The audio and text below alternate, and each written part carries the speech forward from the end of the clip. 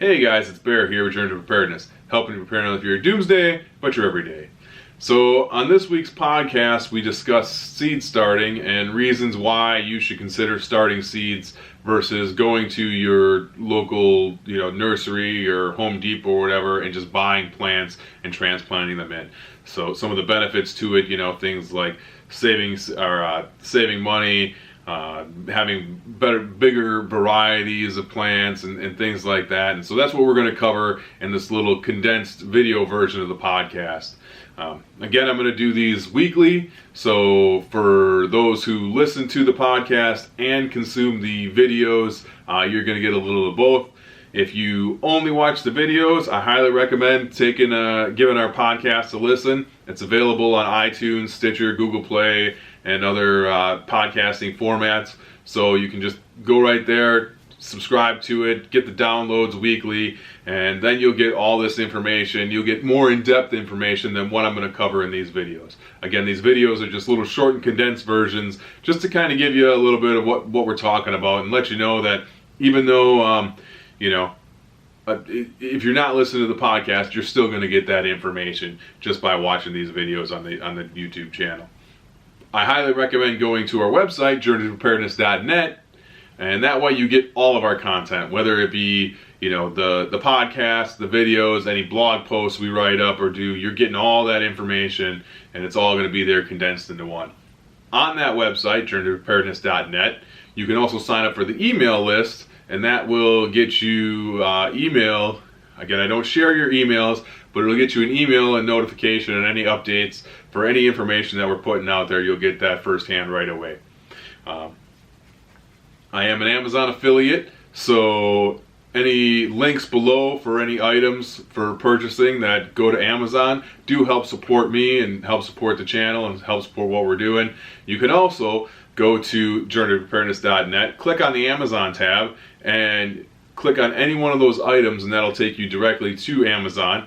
You don't have to purchase that item, but anything you buy after that does help support us. So just by clicking on that link from our page, and it takes you directly to Amazon, no additional cost to you. You get the same Prime shipping, same cost you would if you just went straight to Amazon. All it does is, as an affiliate, it helps boost my numbers and helps give me a little something back.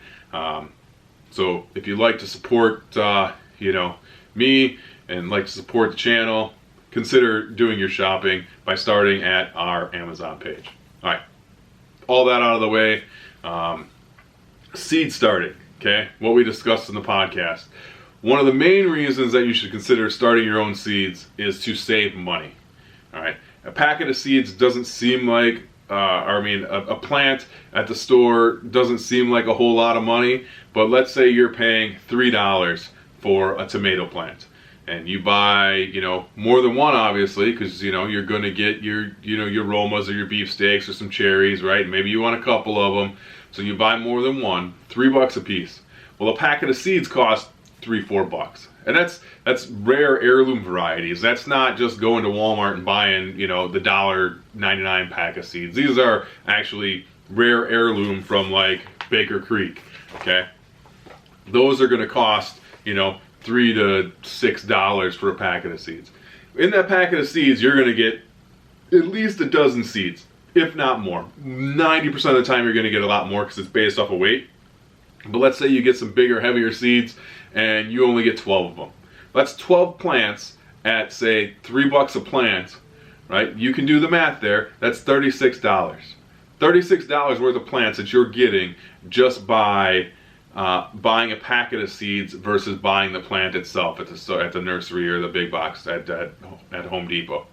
All right, so that's saving you there even if you called it $20, all right, just for the sake of being a little bit more conservative, let's say $20. All right, let's say you're saving $20 because you got a deal, you got, on sale, they were, 2 for $5 or something like that, whatever. All right, so for the sake of simplify this argument, let's say it's $20 you're saving. If you're saving $20 for every single plant that you plant, if you've got a larger garden, do the math there. If you're doing 10 plants, that's $200 per year. Okay, now let's say you bought that packet of seeds, you started your own seeds, so you started your own plants, you saved that 20 bucks.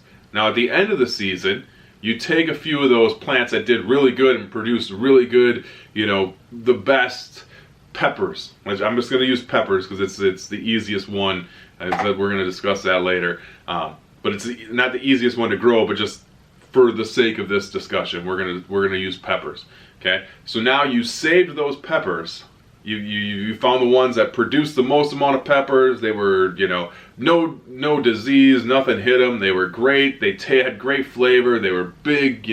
Whatever you were looking for out of that pepper plant, it gave you what you wanted. So now you decide, hey, I'm gonna save these seeds, so that way next year I can have this exact plant. So now I've saved that pepper, I've saved those seeds. Well, now those seeds are used to start your plants next year. So now you have no more money invested in buying the packets of seeds, right? Because now you are producing your own by saving your own seeds. So now each year after that, you're saving more than that $20, because the $20 plus the packet of seeds, right? So your packet of seeds costs you, even if it was $1.99, even if you were just getting jalapenos from, Walmart, a packet of jalapeno seeds from Walmart, you've now bought that packet one time and you've saved those seeds from that plant, and now it's saved you $22, forever, because those seeds you can continue to save year after year after year. All right, and you're going to get, if you save a pepper plant, you're going to get way more seeds than you need, right? Because you're only planting a few of them. You're not going to plant all those seeds from that pepper plant, but if something goes wrong one year, you still have that backup of those seeds from previous year that you can continue on that lineage of that plant. Now over time, that plant, as you continue to start, grow, save year after year, that plant is going to become adapted to your climate. So it's more of a native variety to your area. Me being here in Wisconsin, right, it's a cooler climate, so things grow differently than, say, Texas or Florida, or a warmer, more tropical climate. Okay, so now that I've gotten them to grow here and they grow well, over time, year after year, they've adapted to my climate. So now they are a proven variety that grows well in my hardiness zone, in my climate, in my soil. So now it's adapted to my soil, my climate, my weather patterns, everything like that. Everything that I've given it, it's adapted to what I'm going to provide for it, which makes it a stronger, more hardy plant for your area. So now you've saved money and you've adapted to plant a plant that you know is going to produce well for you in your area. All right, so there's two reasons to start. All right, now let's get into the different varieties it opens up for you. All right, by planting your own, starting your own seeds, it opens you up to a greater, wider variety of plants. Your local nursery and your big box stores are not going to provide an enormous number of varieties. They're only going to provide you with what they know sells. Your beefsteak tomatoes, your Roma tomatoes, your cherry tomatoes, your bell peppers. Maybe you get a green, a yellow, and a red. Okay, maybe you can find an orange in there. All right, you get some jalapenos. You might get a habanero. You might get a chili pepper, maybe a banana pepper, maybe a poblano, depending on how early you get there, because they're not going to carry a ton of them, right? Because they're not going to be as popular. Then we go to a place like Baker Creek, all right? For those of you who don't know Baker Creek, they're one of the more well-known heirloom organic variety seed companies out there. Rareseeds.com is their website. I'll leave a link below. You can go check it out. This right here is their free catalog. All right, this is the free catalog they sent you. It's beautiful. It's got all this information, great pictures. You can also get their big seed catalog, which is like $10, I think. I didn't get one this year. Normally I do, but for some reason this year we didn't get one. But let's take a look at their peppers, all right, because that's what we were talking about. Now, they break theirs up between hot peppers Okay, you see right here, hot peppers and sweet peppers. And their hot peppers, what did I say they had? 1, 2, 3, 4, 5, 6, 7, 8, 9, 10, 11, 12, 13, 14, 15, 16, 17, 18, 19, 20, 21, 22, 23, 24, 25, 26, 27, 28, 29, 30. 30 different varieties of hot peppers just in their basic free catalog. All right. Now you go to Seed Savers Exchange or Johnny Seeds or any of these other places, and you can find endless varieties of hot peppers. All right, these are typically ones you're not going to find at your box store, and they're ones that are not well known. And one of the ones that we went over in great detail on the podcast was this guy right here. Let me see if I can bring that in for you. That guy right there. All right. I talked about this a lot in the podcast, and it is the Brazilian starfish pepper. Okay. Now this Brazilian starfish pepper, you see in the picture, it looks like a starfish almost, right? Kind of a cool little shape, something you don't find every day. All right. It boasts a complex floral and fruity tones that perfectly offset the medium heat. All right, so you're not getting the overly spicy pepper. You're getting some fruity floral tones with it. Kind of gives you a little bit of different flavor than what you're going to get from any other pepper. All right, now you can grow that. Here's another one right below it. All right, look at that guy, the lemon drop. This lemon drop pepper.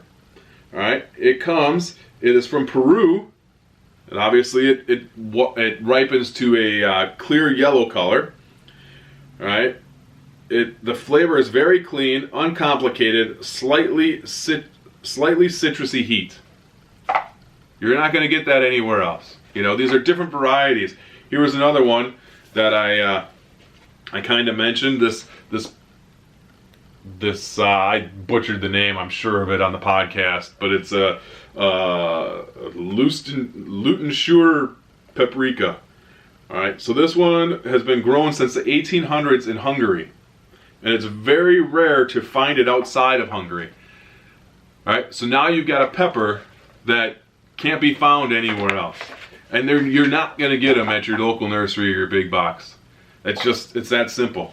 So let's say, like we talked about in the podcast, you grow this Brazilian starfish, and you grow it, and it just, to you, the tastes amazing. It's got great flavor, right amount of heat, not too spicy, not too mild, whatever you're looking for, the reason you decide to grow it. And you find it to be like the perfect pepper. Okay, so you start sharing it with your friends and family. Maybe you have them over for dinner, have some people over for dinner, you cook with this, you maybe make a little sauce or incorporate it into the dish somehow, and everybody can taste it and like, wow, what is that? That's got really good flavor. It's different, but it's got a little heat to it, it's got a little kick, and you're like, oh, this is that Brazilian starfish pepper that I started growing. You guys got to taste this thing. And so you slice it up, you show it to them, and they're like, wow, that thing's kind of cool. I've never seen a pepper like that before. All right, so you show them the pepper. They see it, they start growing it, or they start, tasting it, they love it just like you do. You think it's the best pepper in the world, you're sharing it with everybody, and they're like, man, where'd you get that? Well, I grew it. Well, how'd you grow that? Well, I just started it from seed, I started it and grew it, and, I starting my own seeds and growing my own plants instead of going to Home Depot and buying theirs. Oh, really? Well, was it easy? Yeah, it wasn't too bad. Yeah. Well, could you get me a plant? Well, maybe next year, I can probably grow a couple extra, for a couple bucks. Yeah, I'd definitely pay for that instead of getting a jalapeno. So now you've created that. So you grow 10 extra plants and you sell them to your friends and family at $2 a piece. That's $20 in your pocket. So you're selling a rare heirloom variety plant to friends and family cheaper than they can buy a jalapeno plant at, Home Depot. $2, 10 of them, that's $20. Well, now next year they do the same thing. They tell their friends and family, right? They're telling their friends, they have them over, they're like, hey, check out this pepper, you got to try this thing is amazing. And all of a sudden they love it, their friends love it, and they're like, well, where'd you get that? Oh, my brother, he grows them, he started them for me, I got the plants from him. Oh, can I get some? Yeah, I'm sure he could probably sell you some, a couple bucks. Oh, that'd be awesome. And now they tell, you sell 10 of them and they tell 10 other people, and now you got 20 at 20 bucks a pop, at $2 a pop. That's 40 bucks extra in your pocket for doing something you were already going to do anyways. You just had to upscale a little bit and do a little bit more. And you're saving seeds, you're saving your own seeds, so now it's an adapted plant to your native climate, to your area, that you're providing for people in your area, that they're not going to get anywhere else, and you're making a little side hustle. Right? So there's another benefit to starting your own seeds. You see, and again, go listen to the podcast, and I go into detail about other reasons and other benefits to it, but it's just that simple. It's another thing that can help you provide for your family, and you can provide different things for your family that you're not going to get anywhere else. And, I go into a little bit of, in the podcast we talk about, if the end times come, if society all of a sudden hits a collapse, and if you don't believe it could ever happen here, you're fooling yourself. And I'm not trying to say it's going to happen, next year, or even in the next 50 or 100 years. You don't know, but I'll tell you this: there could be a time when it comes, and every superpower that has ever been known has fallen. All right, so don't think we're immune to it. But being able to start your own seeds, have your own garden, provide for your family is just an added thing to it. And it doesn't even have to be on a big scale. If you're in an apartment or something like that, sorry, my phone's going off in my pocket here. If you're in an apartment, just get yourself a couple planters, get yourself, a couple small plants, and just start there. It doesn't have to be on a big scale, but once you see that seed that you planted start to grow into a plant to provide you with nutrient dense, better tasting food that you can get anywhere else, it's going to give you that bug, and you're going to want to do more. So just start there. Start with one. If you're in an apartment, you're doing it on your deck or your patio, go back and take a look. I'll try and leave I think right up here, wherever it is, I'll leave a link to the wicking bucket video, and that's a great way to start and get yourself going. And just with that, it's less. It doesn't take as much daily care by having that wicking bucket, and you'll see that if you watch the video. All right, but get out there, start some seeds. Again, go give the podcast a listen if you're not already. All right. Again, this has been Bear with Journey to Preparedness, helping you prepare not only for your doomsday, but your everyday. Peace.